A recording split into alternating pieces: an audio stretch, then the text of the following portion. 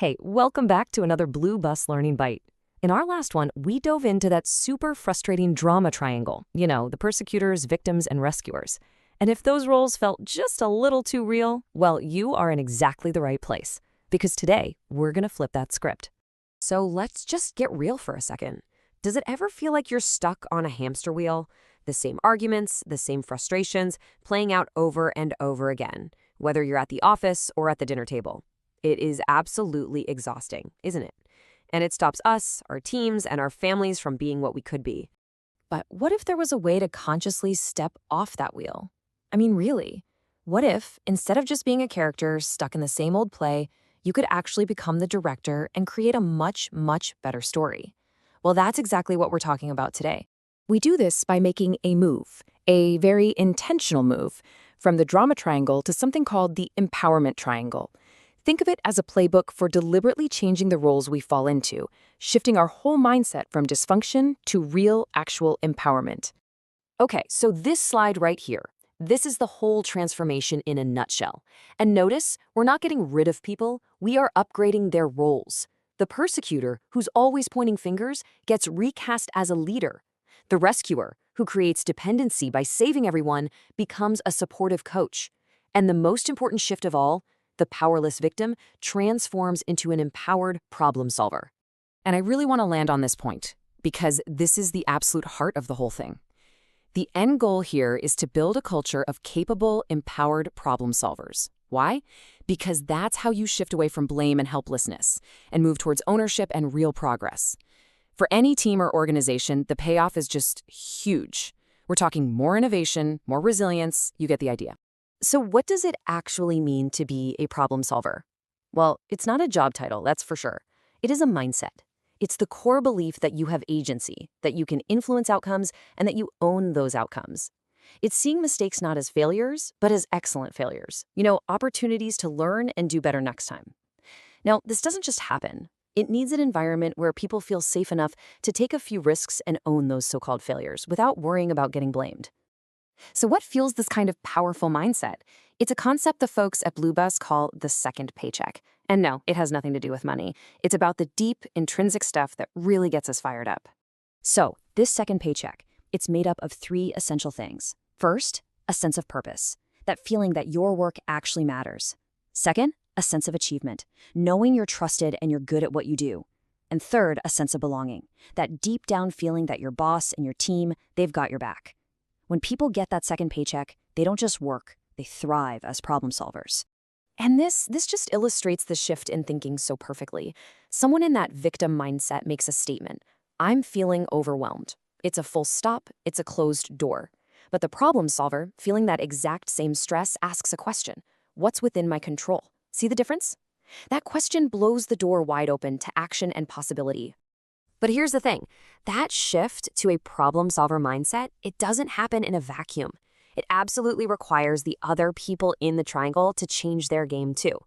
They have to move from controlling and fixing to supporting and empowering. So first up, you've got the persecutor, the micromanager, the blamer. They have to evolve into a true leader. And a real leader knows their job isn't to bark orders and have all the answers. It's to create the right conditions for their team of problem solvers to step up and shine. I mean, just look at the language here. It says it all. The persecutor tells, what you have to do is this. It just sucks all the agency out of the room. But the leader asks, what do you think we need to do? It's a simple change, but it's an invitation.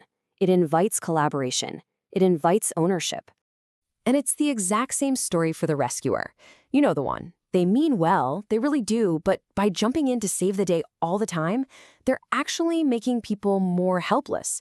That rescuer has to become a coach, and a coach's main job is to build skills in other people, not to make them dependent. And it all comes back to this one incredibly powerful principle: ask, don't tell. This should be the mantra tattooed on the brain of every leader and every coach. Every single time you fight that urge to just give the answer and you ask a good question instead, you are building a problem solver. Here's a perfect example.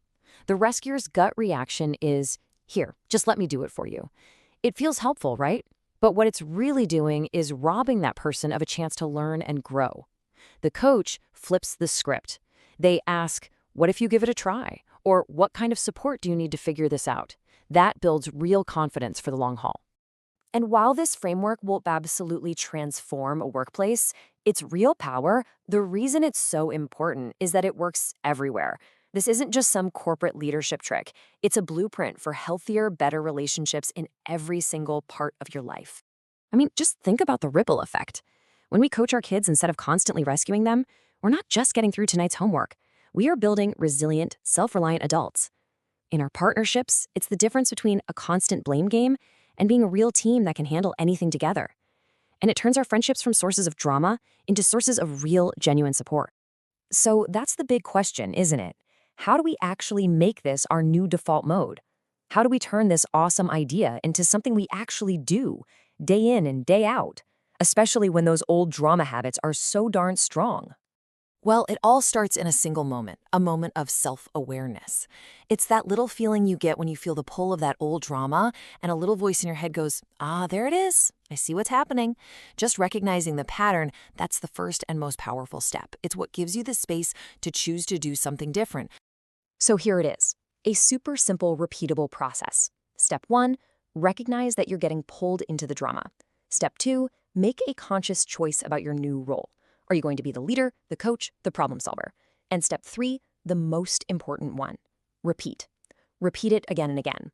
Every time you make that choice, you're carving a new neural pathway.